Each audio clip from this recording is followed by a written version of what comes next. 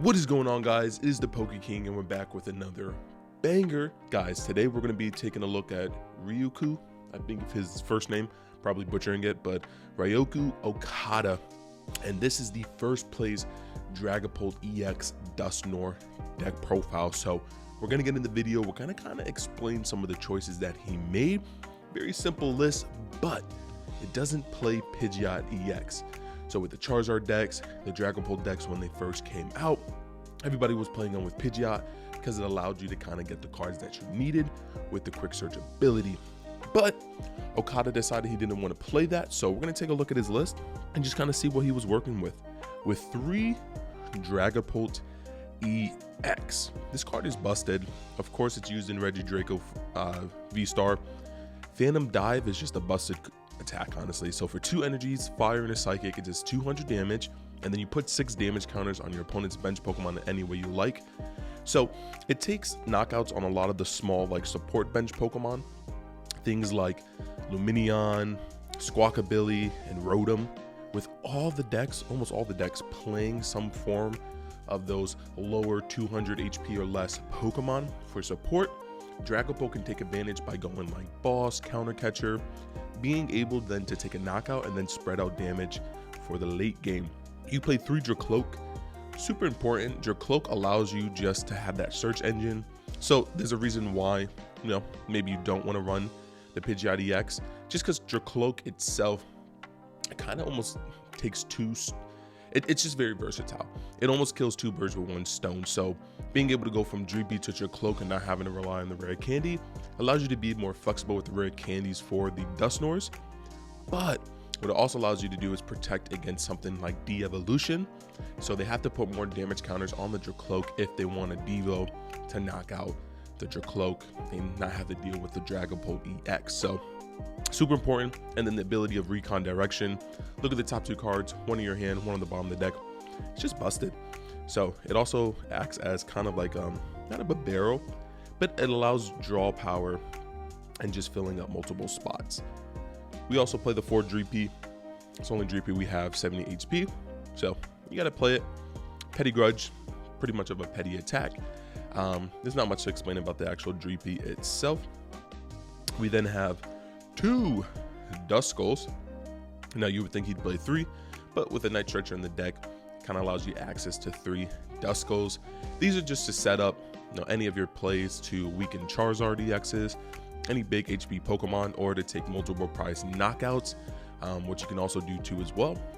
Let's say something like the Regidrago V-Star matchup. You can pretty much win the game by just going Duskull, Rare Candy into Dusknoir. You put 130 on one of the bench support Pokemon. Let's say it's like Mew EX, right? Has 180, you put 130 on it. Then you boss out for the Squawk. And then what happens is you attack, knock out the Squawk, put the 60 damage counts to knock out the Mew EX, and you take 4 prizes in 1 turn. So this deck is, and we saw Okada, Ryuki do it, taking a 5 prize turn against Tord. So you can spread out the damage. You do play the 1 Dusclops. Once again, it's just to make sure that you don't have to rely too much on the rare candy. And then if you go up against anybody playing the Grand Tree, you can take advantage of that. So that's pretty cool, where he felt like, if my opponent plays Grand Tree, I'm going to take advantage of it, and I'm going to be able to go into my stage 1 into the stage 2. Thank you, I appreciate it. So you definitely got to play the Dusclops, and once again the Dracloak, because that's even something that I didn't even think about before the video, is that if your opponent's playing Grand Tree, you want to be able to take advantage of it.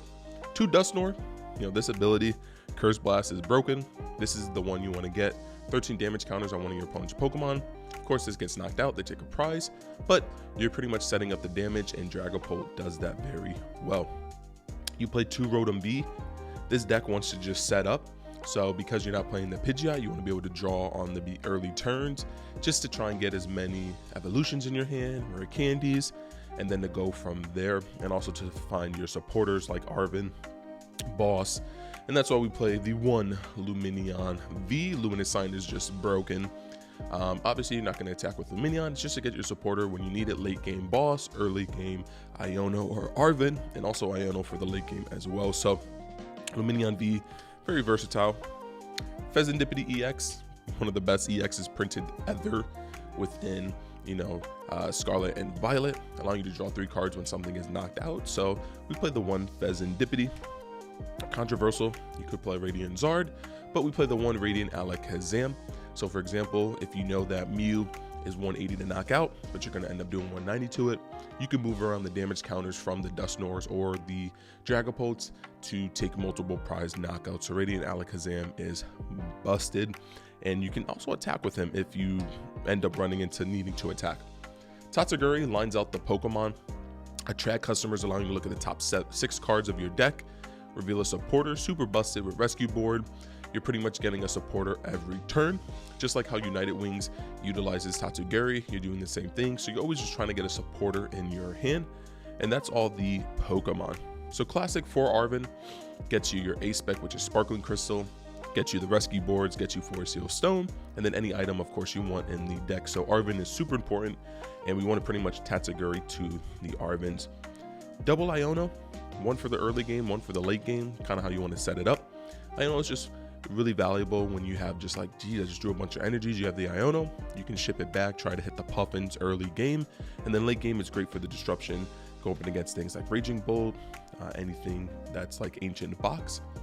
1 Crispin allows you, in case you do prize the Sparkling Crystal, allows you to tackle your Dragapult and be aggressive. So Crispin, super valuable. I don't think you need to go up to 2. I think 1 is just good because once you set up that 1 Dragapult, it's usually living for at least a turn or 2.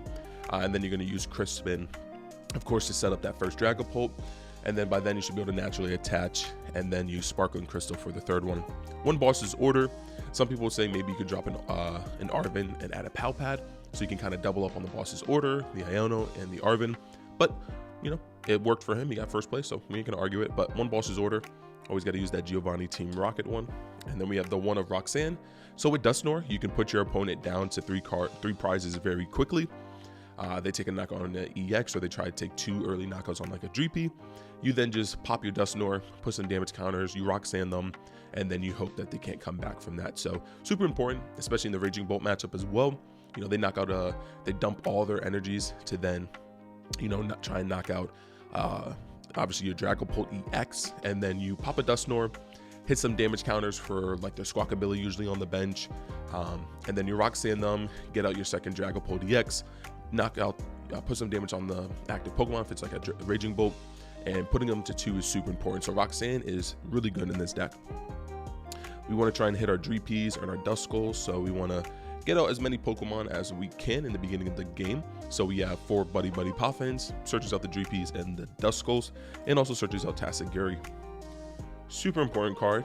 So of course, if you get item lock, you get item lock, but we need 4 rare candies.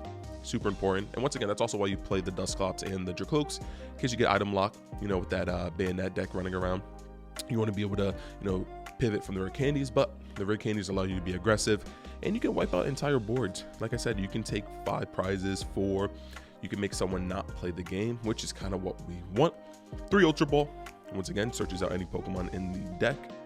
And then we have the 3 Nest Ball, just being consistent and trying to hit a decent amount of basics, because we don't want to get like Radiant Greninja against the Palkia deck.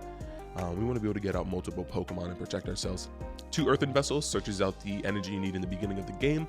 So if you go Arven, you want to search this out, attach to one of your Dreepies, and then the other Dreepy is then going to either be put with a Crispin or a Sparkling Crystal. So getting that first turn attachment on Dreepy is super important, even if they boss it out, because then they have to have that. 2 counter catchers, because most likely you're going to be having a Tatsugiri get knocked out, or you're going to have something like a Dreepy, or they're going to go boss up Rotom. So it's nice to be able to play an Iono and then counter catcher in the turn. So versatile, doesn't take up one of your boss's order slot.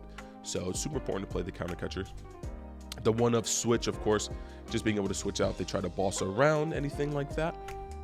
1 Night Stretcher gets you back your Dusknoir. It's just 1 of every Pokemon now. So just allows you to be really versatile. 1 Rescue Board, super important. Almost can value maybe going up to 2, but allows you to retreat out. Pretty much you want to open up like Tatsugiri, search for a supporter, Rescue Board to it, and then you have a free retreater Tatsugiri that's a pivot Pokemon.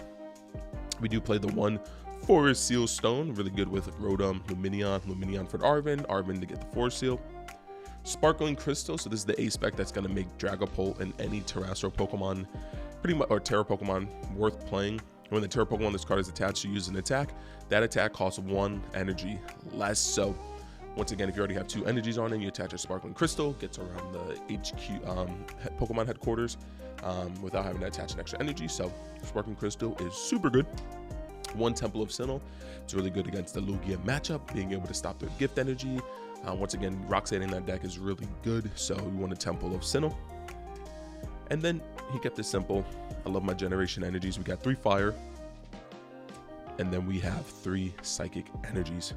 All right, guys, so that was the Dragapult deck profile. I'm not going to do any test hands. Normally, if it's a deck that you don't really see that often, I'll show you guys a test hands, but I'll link in the comment section down below. You can check out the stream, even videos. I think it's like Bigazar Pokemon that posts up repost of the actual matches, so go check it out. Okada was killing it, went up against Tord and Rahul, some of the best players in the game, and he's from Japan, where they have like 5,000 person tournaments where you have to get into a lottery system. So very skilled player, brought this deck. Once again, no Pidgeot EX, which is absolutely insane, but he showed that you honestly don't need it.